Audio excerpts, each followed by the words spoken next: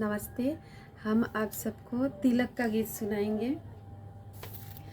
फूल है गुलाब का सुगंध आ जाला, फूल है गुलाब का सुगंध आ जाला, भैया बैठे चौकी पर आंजोर हो जाला। फूल है गुलाब का सुगंध आ जाला, भैया बैठे चौकी पर आंजोर हो जाला।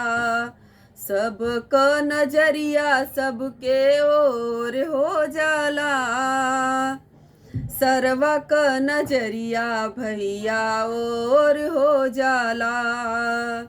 फूल है गुलाब का सुगंध आ जाला, भैया बैठे चौकी पर अंजोर हो जाला। अंगूठी चढ़ावई सिकड़ी सोर हो जाला, अंगूठी चढ़ावई सिकड़ी सोर हो जाला, भैया बैठे चौकी पर आंजोर हो जाला।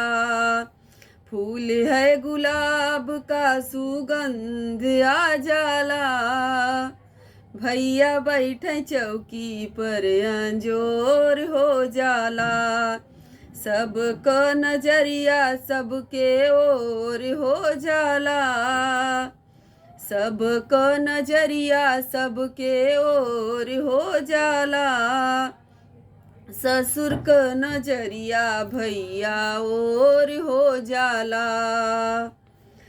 फूल है गुलाब का सुगंध आ जाला, भैया बैठे चौकी पर आंजोर हो जाला।